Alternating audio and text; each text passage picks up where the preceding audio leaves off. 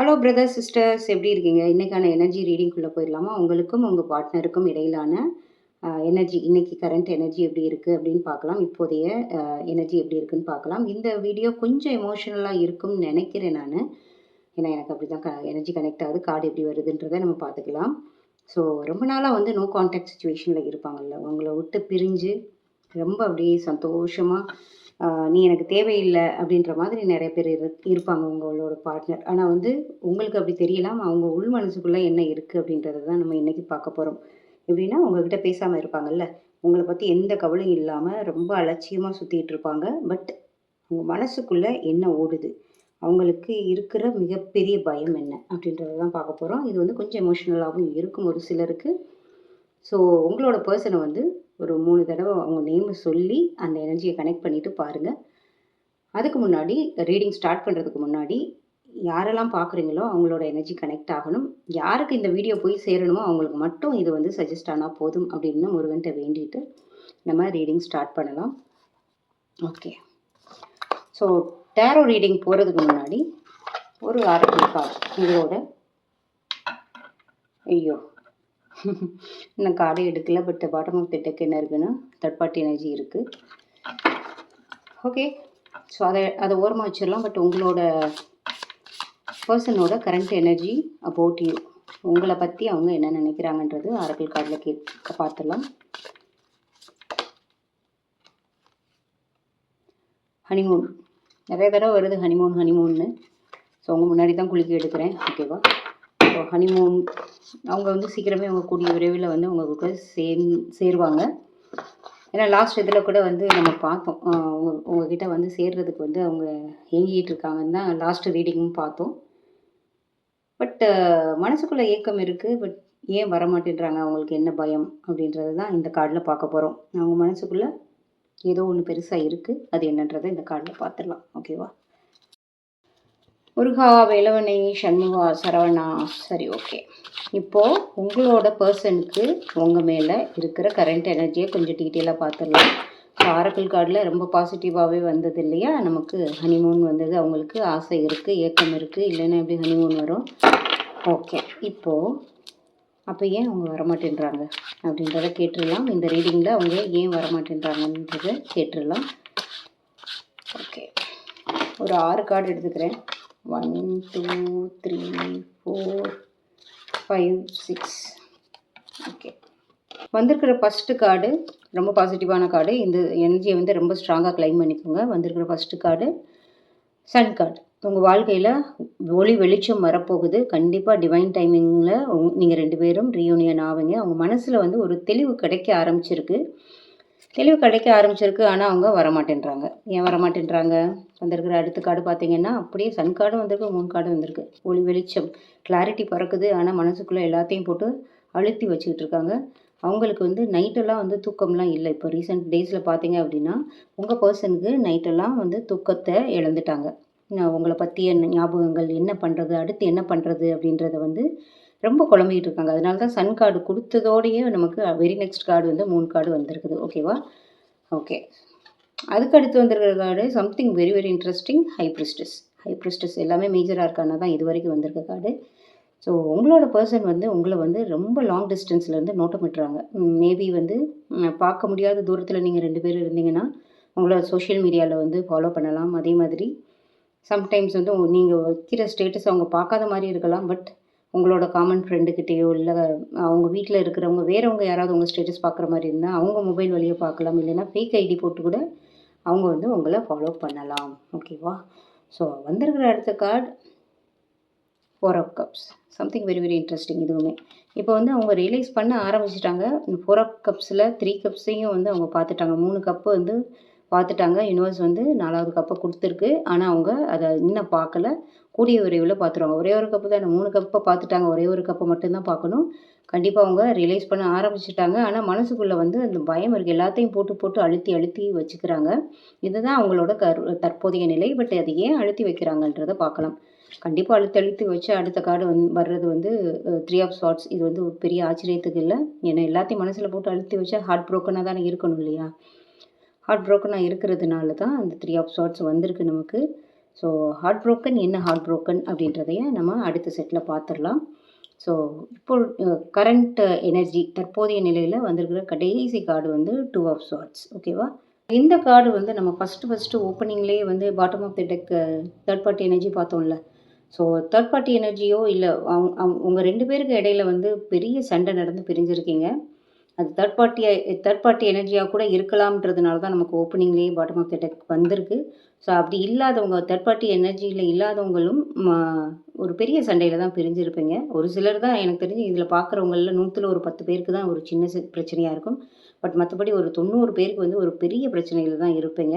So அதனால தான் ரொம்ப ஹார்ட் ப்ரோக்கனாக இருக்காங்க. பட் அவங்க வந்து உங்களை சுத்தமாகவே மறக்கலை. பட் என்ன பண்ணுறதுன்னு தெரியல. என்ன பண்ணுறதுன்னு தெரியாமல் ஒரு சில விஷயங்கள் வந்து அவங்க மனசுக்குள்ளேயே வச்சு அழுத்தி வச்சுக்கிட்டு இருக்காங்க. ஸோ அடுத்த செட்டு கார்டை நம்ம எடுத்து பார்த்துடலாம்.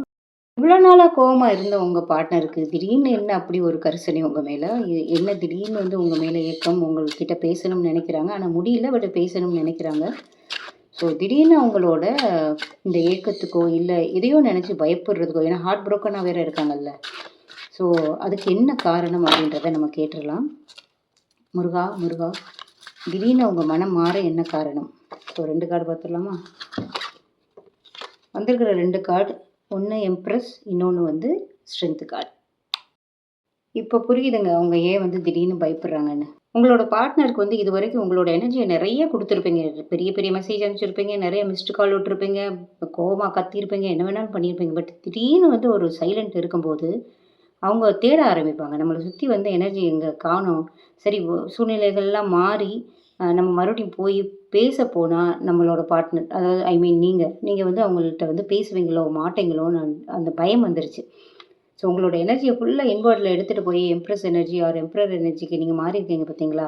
ஸோ அது வந்து அந்த ஒரு வெற்றிடம் வந்து நீங்கள் கொடுத்துருக்கீங்களா அவங்களுக்கு, அது அவங்களுக்கு வந்து ஒரு பெரிய பயம் வர வச்சிருச்சு. ஸோ ஒரு சிலர் என்னென்னா விட்டு பிடிக்கலாம் அப்படின்ற மாதிரி பார்த்துருக்கலாம். ஏன்னா லாஸ்ட் ரீடிங்லலாம் பார்க்கும்போது அவங்களுக்கு வந்து இந்த லவ்வை மீறி, உங்களோட கான்டாக்டை மீறி அவங்களுக்கு அதர் ப்ரையாரிட்டி இருக்குதுன்னு பார்த்தோம். ஃபினான்ஸாக இருக்கட்டும், இல்லை வேறு ஏதாவது இருக்கட்டும், ஃபினான்ஸ், கெரியர், ஸ்டடீஸ் அந்த மாதிரி நம்ம பார்த்தோம். ஸோ அதெல்லாம் மீறிட்டு இப்போ வந்து நம்ம அதுக்கு நம்ம ஃபோக்கஸ் கொடுத்தோன்னா, நீங்கள் உங்களோட எனர்ஜியை வந்து உள்ளே இழுத்து ஒரு வெற்றிடம் கொடுத்ததுனால நீங்கள் பேசாமலே போயிடுவீங்களோன்னு அவங்களுக்கு ஒரு பயம் வந்துருச்சு. பார்த்தீங்கன்னா உங்களோட ஸ்ட்ரென்த்தை அவங்க புரிய ஆரம்பிச்சிட்டாங்க. உங்களோட எம்ப்ரஸ் எனர்ஜி உங்களோட செல்ஃப் லவ் ரெஸ்பெக்ட் போட்டு உங்கள் மேலே உங்கள் எனர்ஜியை திருப்பினதோட ஸ்ட்ரென்த்தை அவங்க ஃபீல் பண்ண ஆரம்பிச்சிட்டாங்க. அதுதாங்க மெயினாக காரணம். திடீர் ஏக்கமுக்கு காரணமே நீங்கள் எல்லாத்தையும் ஸ்டாப் பண்ணிவிட்டு அவங்களுக்கு ஒரு வெற்றிடத்தை கொடுத்தது மட்டும்தான் அவங்களுக்கு காரணம். சரி, ஓகே. அடுத்து நெக்ஸ்ட் ஆக்ஷன் எப்படி இருக்குன்றதை பார்த்துடலாம். அவங்களோட நெக்ஸ்ட் ஆக்ஷன். ஸோ அவங்க மனசுக்குள்ளே ஒரு பயம் வந்துருச்சு. நீங்கள் அமைதியாக இருக்கிறதுனால அவங்க மனசுக்குள்ளே ஒரு பயம் வந்துருச்சு. நீங்கள் பேசுவீங்களோ மாட்டீங்களோன்னு யோசிக்க ஆரம்பிச்சிட்டாங்க. ஸோ அவங்க நெக்ஸ்ட் ஆக்ஷன் எப்படி இருக்கும்போதுன்றது நம்ம பார்த்துடலாம். முருகா, வேலவனே, சண்முகா. 3 கார்டு எடுத்துடலாமா?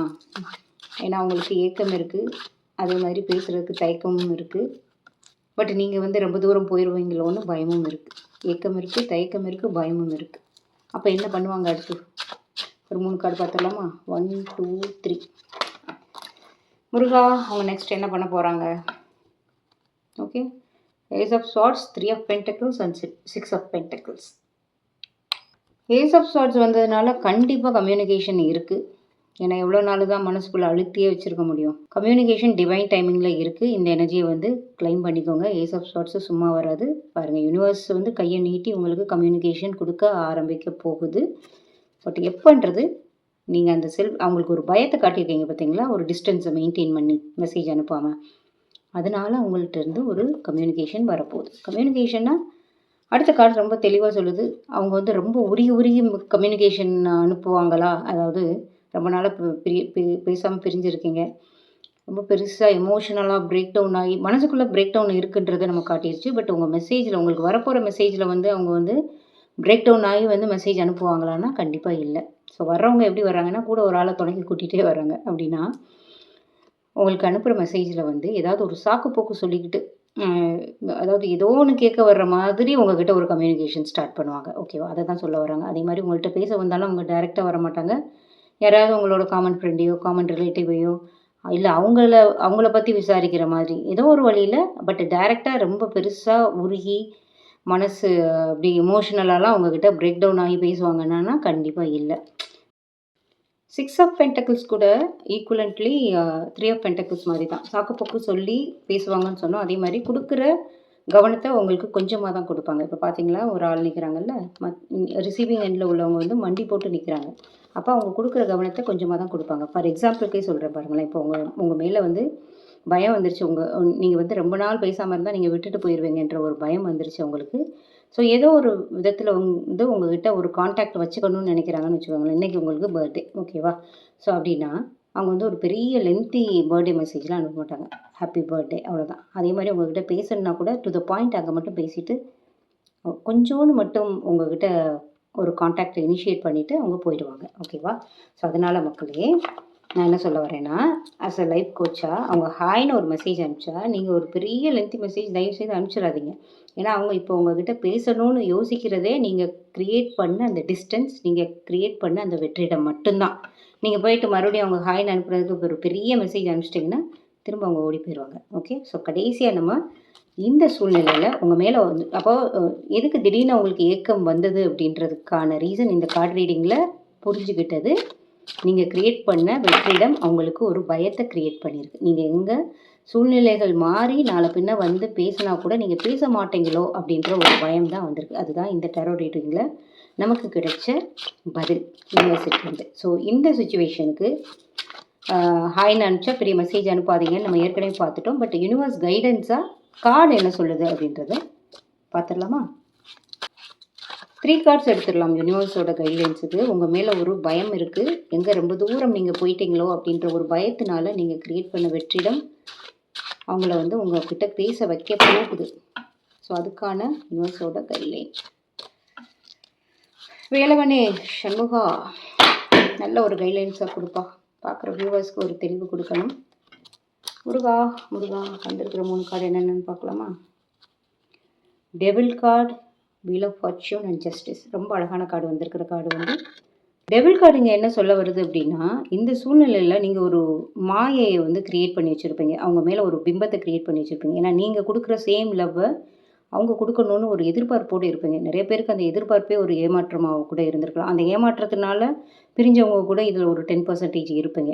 இந்த சின்ன சின்ன பிரச்சனைகள் வந்திருக்குல்ல, அதில் ஒரு ஏமாற்றமுமே ஒரு முக்கியமான விஷயமா இருக்கலாம். ஸோ அந்த உங்களோட பழைய பேட்டர்னை தூக்கி போட்டுட்டு, நீங்கள் அந்த ஒரு எதிர்பார்ப்போடு இருந்திருப்பீங்கள்ல, அதெல்லாம் தூக்கி போட்டுட்டு லைஃபோட ரியாலிட்டிக்கு வாங்க. ஓகே, என்ன சொல்கிறது, லைலா மஜ்னு, ரோமியோ ஜூலியட் அதெல்லாம் காவிய காதல் 2026 இருக்கும். ஸோ கொஞ்சம் ரியாலிட்டிக்கு வாங்க. ரொம்ப ஒரு எதிர்பார்ப்போடு இருந்தீங்க அப்படின்னா உங்களுக்கு ஏமாற்றம் இருக்கும், ஏக்கம் இருக்கும். உங்களுக்கு லைஃப்பை நீங்களே ஸ்பாயில் பண்ணிக்கிற மாதிரி ஆகிடும். கண்டிப்பாக டெவில் கார்டு அண்ட் ஜஸ்டிஸ், கண்டிப்பாக உங்களுக்கு வந்து ஜஸ்டிஸ் இருக்குது. வீல் ஆஃப் ஃபார்ச்சூன், உங்களோட சூழ்நிலைகள் எல்லாம் மாறும் அப்படின்ற கடைசி கார்டோட இந்த ரீடிங்கை முடிக்கலாம். உங்களுக்கு வாழ்க்கையில் காலச்சக்கரம் சுற்றும், உங்களோட லைஃப் மாறும், ரியூனியன் கிடைக்கும், டிவைன் டைமிங்கில் எல்லாமே நல்ல விதமாக நடக்கும். ரொம்ப அழகான ரீடிங்காக தான் பார்க்குறேன். ஏன்னா இது எல்லாத்துக்கும், இந்த ரீடிங்கில் நமக்கு எல்லாத்துக்கும் என்ன காரணம்னு எனக்கு புரிஞ்சது என்ன அப்படின்னா, உங்களோட செல்ஃபுக்குள்ளே உங்களோட எனர்ஜி எடுத்துகிட்டு போயிருக்கீங்க பார்த்தீங்களா, அது எடுத்துகிட்டு போனது மட்டும் இல்லாமல் அவங்கள சேஸ் பண்ணுறதை ஸ்டாப் பண்ணியிருக்கீங்கல்ல, அந்த பயம் அவங்கள வந்து இப்போ உங்ககிட்ட கொண்டு வர்றதுக்கு ட்ரை பண்ணிக்கிட்டு இருக்கு. ஓகேவா? ஸோ அதுலேயே ஸ்டாண்ட் பண்ணுங்கள். Stay blessed. அடுத்த வீடியோவில் கண்டிப்பாக பார்க்கலாம். சீக்கிரமே எல்லாருக்கும் வந்து டிவைன் டைமிங் வரணுன்றதை ஆண்டவன்கிட்ட வேண்டிக்கிறேன். ஸோ அந்த டிவைன் டைமிங் வரணும் அப்படின்னா 777 சொல்லிவிட்டு நீங்கள் கமெண்ட்ஸில் கடைசியாக எனர்ஜியை கிளைம் பண்ணிவிட்டு இந்த ரீடிங்கை வந்து க்ளோஸ் பண்ணுங்கள். Thank you so much. Stay blessed. Bye by.